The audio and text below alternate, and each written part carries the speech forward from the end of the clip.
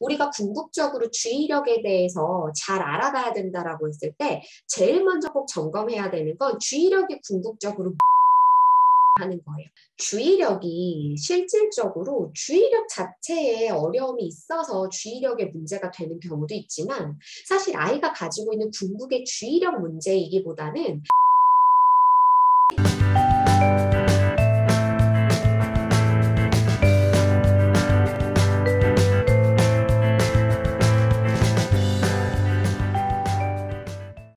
만나뵙게 돼서 너무 반갑습니다. 저는 프롬맘 아동심리상담센터 원장 전미아라고 합니다. 안녕하세요.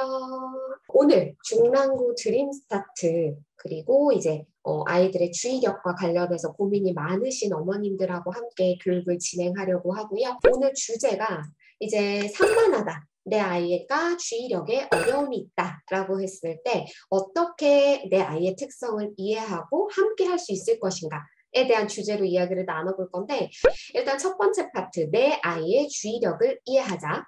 그 다음 이제 두 번째 파트는 내 아이의 주의력을 다뤄보자 라고 주제를 잡아왔는데 어떠세요? 어머님들 내 아이가 다소 산만하고 충동성 있고 뭐 선생님들이 ADHD라고 하고 적응에 어려움이 있다 뭐 수업 참여 안 된다 뭐 여러 가지 얘기들 들으셨을 텐데 한편으로는 그러면서도 내 아이가 주의력에 어떤 특성이 있고 어떤 어려움이 있는지 잘 이해가 되시나요? 우리 아이들의 주의력에 대해서 이해하는 시간을 한번 먼저 가져볼게요. 어쩔 수 없어요. 약간의 이론적인 내용이 들어갈 수밖에 없는 게 때때로는요. 최소한의 지식과 정보를 우리가 명확하게 잘 알고 있을 때 그 지식이라는 틀 안에서 내 아이를 잘 이해하고 해석할 수 있는 것도 사실입니다. 그래서 내 아이가 주의력에 어려움이 있고 그 주의력의 어려움으로 인해서 나와 아이가 생활 속에서 갈등이 반복되고 있다라고 하면 여러 가지 접근 방법이 있겠지만 그중에서 우리가 제일 먼저 기본적으로 충실해야 될 건 내 아이의 주의력을 이해하는 과정이 될 거예요. 근데 이제 주의력이라는 게 아무래도 전문가가 아니다 보니까 주의력과 관련된 어떤 전문 서적을 읽는다거나 구체적으로 전문 지식을 획득하는 게 어머님들에게는 쉽지가 않을 거라서 오늘 이 교육을 통해서 우리 엄마들이 내 아이의 주의력을 조금 더 쉽고 간편하게 이해할 수 있도록 첫 번째 파트를 진행을 해볼 거고요. 그래서 이제 제가 이거를 좀 얘기를 해보려고 해요. 자, 여기 지금 보시면 주의력이란? 하고 이제 제가 질문을 그러면서 답을 던져놨죠. 근데 이제 되게 재밌는 게 뭐냐 하면 많은 분들이 이런 질문들 주세요. 근데 애가 좀 산만하고 주의력에 어려움이 있는 것 같기는 한데 근데 뭐 또 하나 할 때 자기가 좋아하는 거는 정말 오랫동안 제대로 잘해요. 레고 같은 거 정말 좋아하는데 레고를 할 때 2시간, 3시간 어떨 때는 5시간도 해가지고 제가 좀 그만하라고 막 화를 내야지만 멈추고 그럴 때도 안 멈출 때도 있어서 싸울 때도 있다. 근데 이제 이런 모습들은 사실 어머님들이 지금 가정에서 떠오르는 내 아이의 모습이 하나씩 다 있을 겁니다. 그리고 특히나 이제 영유아기 때에는 아이가 블럭 만드는 거 혹은 책을 읽거나 특정 콘텐츠에 관심을 가지면서 오랫동안 집중하는 모습들이 보였다라고 하면 더더욱이 내 아이가 정말 주의력에 어려움이 있는 게 맞나? 이 아이가 정말 집중을 못하는 아이가 맞나? 라고 하면서 혼란스러우실 수 있어요. 그래서 우리가 궁극적으로 주의력에 대해서 잘 알아가야 된다라고 했을 때 제일 먼저 꼭 점검해야 되는 건 주의력이 궁극적으로 무엇을 이야기하느냐 하는 거예요. 진짜로 우리한테 중요한 주의력은 어떤 거냐면 물론 내가 좋아하는 것에 관심을 기울이고 계속 뭔가 수행을 지속하는 거, 주의를 지속할 수 있는 거 아주 중요합니다. 그런데 주의력에 있어서 맹점은요. 내가 하고 싶지 않거나 별로 관심이 없는 것임에도 불구하고 주의를 기울여야 될 때, 그때에 내가 의지를 가지고 주의를 기울이고 계속해서 과업을 마무리할 수 있느냐. 이게 주의력에 있어서 아주 중요해요. 그래서 사실 뭐 ADHD다 주의력에 어려움이 있다라고 많이들 이야기하는 아이들도 내가 정말로 좋아하고 선호하는 활동에서는 대단한 주의력, 집중력을 발휘해요. 다만 내가 아무리 좋아하는 걸 오래 한다 하더라도 이제 그 수업이 끝났어요. 그 활동 시간이 끝나서 내가 별로 좋아하지 않는 다음 활동을 해야 될 때에도 주의를 잘 전환시켜서 내가 별로 하고 싶지 않은 활동에도 주의를 기울여서 수행을 해줘야 되는데 그게 잘 안 되는 부분? 들이 주의력을 해석하는데 가장 중요한 포인트다라는 거. 내가 별로 관심 갖지 않는 것에도 얼마나 주의를 잘 기울일 수 있느냐가 주의력의 맹점이다라는 걸 꼭 기억해 주셨으면 좋겠고요. 그리고 이제 이것도 꼭 같이 얘기를 해보고 싶어요.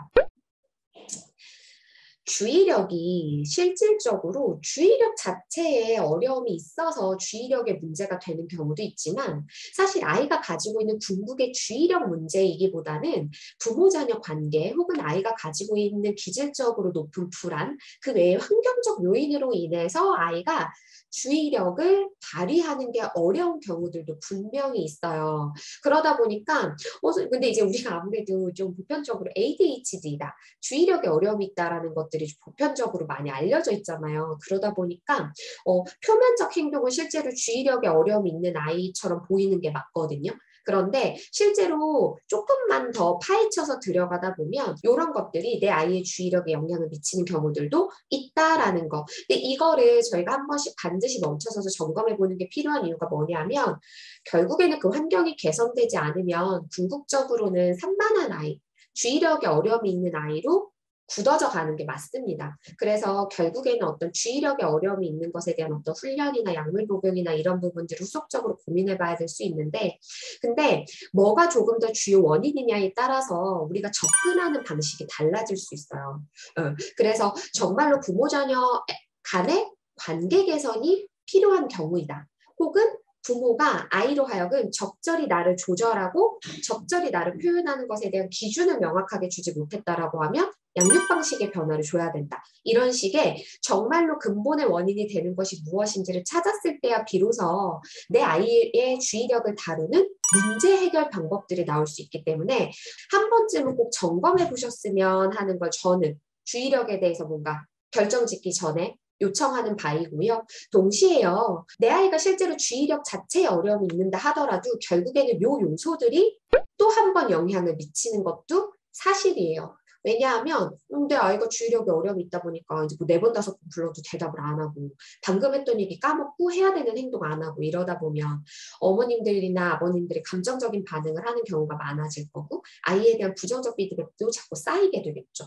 그러면 아이는 자기 자신에 대한 확신이 낮아지고 불안의 정서가 올라오고 하면서 더더욱이 부산스러워질 수도 있어요. 그래서 이런 부분에 있어서 이제 어머님들이 조금 확신이 없고 어렵다라고 한다면 우리는 얼마든지 주변에 이런 부분들을 같이 평가해주고 분석해주는 전문가들을 만날 수 있죠. 그래서 어머님들이 만나는 임상 현장의 선생님들과 이런 부분들을 한 번쯤 논해보시는 것도 저는 추천을 드립니다. 그래서 주의력의 문제 논하기 전에 우리가 요것까지 좀 점검을 해봤다라고 한다면 이제 아주 기본적으로 많이 듣고 이해하고 있는 용어들을 좀 한 번만 체크를 해볼게요. 주의력에 어려움이 있다라고 했을 때는 제일 많이 이야기하는 ADHD를 이야기하게 되는데 우리가 사실 주의력에 어려움이 있다라고 했을 때 ADHD와 ADD, 그러니까 조용한 산만함, 이 두 가지를 좀 많이들 얘기를 하게 되고요. 요것의 이제 차이를 조금씩 보는 것도 필요해서 이 두 가지 용어에 대해서 간단히 정리를 좀 해볼게요.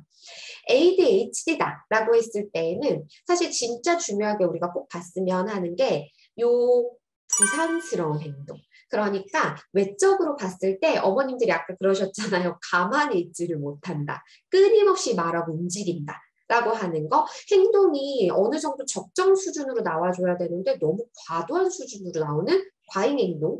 그리고 분명히 지금 보드게임을 잘 하고 있었거든요. 그런데 갑자기 벌떡 일어나서 선반에서 뭘 가지고 와요. 전혀 맥락도 없고 왜 그런지 모르겠어요. 그래서 계속 잘하고 있던 보드게임의 흐름이 뚝뚝 끊깁니다. 네. 순간적으로 생각나는 거 혹은 순간적으로 궁금한 걸 참지 못하고 바로 움직이는 거. 충동성에 대한 부분들이 또 대두되기도 하고요. 그리고 이제 동시에 부주의, 궁극적으로 주의력에 어려움이 있는 걸 보여주죠. 어떤 내가 주어진 과업에 초점을 맞추고 주변 자극에 동요되지 않은 채로 초점을 맞춘 과업을 지속해서 끝까지 마무리하는 거. 단계별로 한 번 더 살펴볼 건데 이런 부주의. 그래서 우리가 흔히 ADHD다라고 했을 때는 외연화된 산만한 행동, 충동성, 그리고 주의력의 어려움. 요것을 다 보는 게 중요한 거고 요런 경우는 확실히 이제 학교를 간다거나 원에 간다거나 대집단 혹은 공공장소에서 내 아이가 적응해야 된다라고 했을 때 어려움이 있다라는 보고가 좀 많이 되는 경우들인 거고요. ADD. 이거는 조용한 산만함. 을 이야기하는 건데 조용한 산만함이라고 하는 건 그냥 정말 눈으로 딱 봤을 때 눈에 띄는 행동들은 현저히 낮아요. 그런데 이상하게 학교 분명히 아무 문제 없고 학교에서도 연락도 안 왔고 되게 잘 있는 것 같았는데 막상 이 아이가 시험을 본다거나 아니면 학교에서 뭘 했는지를 물어본다거나 아니면 학교에서 수행하는 과제의 프린트물 아니면 준비물을 챙겨가는 거, 알림자를 쓰는 거 이런 소소한 행동들을 살펴보면 구멍이 똥똥똥똥 뚫려 있어요. 그래서 이 아이는 학교에서 선생님이 뭐 시끄럽다, 문제가 된다 이런 얘기도 없는데 왜 자꾸 이 아이가 안 되지? 왜 자꾸 뭔가 놓쳐지는 게 많은 것 같지? 그리고 때로는 이렇게 멍 때리는 경우들도 좀 많은 것 같고 이런 경우는 사실 주의력을 기울이는 것 자체에 다양한 어려움이 있는 경우라서 외적으로 봤을 때는 스쳐 지나가기가 쉽습니다. 그래서 대부분 이런 경우들은요 영유아 시기에 많이들 놓쳐지는 경우가 많고 학년기에 이제 정말로 내가 주의력을 기울여서 학습이란 어떤 과업에 능력치를 쌓아서 결과물을 보여줘야 되는 것들에 노출됐을 때에 조용한 산만함의 이슈들이 대두되는 경우가 많아요. 근데 어머님들 사실 주의력이라는 건 실제로 영유아기에 특히 한 4세에서 7세, 6세 요 정도 요 연령대에 차근히 단계별로 발달시켜야 되는 과업인데 조용한 산만함을 영유아기 때부터 놓쳤다라고 한다면 학년기에서 다시 이거를 쌓아주는 게 놓쳐진 시간만큼 분명히 세부적이고 오랫동안 노력이 필요하다라는 걸 꼭 같이 기억을 해주셨으면 좋겠고요. 그럼 이제 우리가 산만함에 대한 주의력에 대한 거 가장 중요한 굵직한 용어 ADHD와 ADD를 살펴봤다면 이제 이것도 좀 살펴보려고 해요. 정말 궁극적인 주의력으로 좀 파고 들어가 볼 건데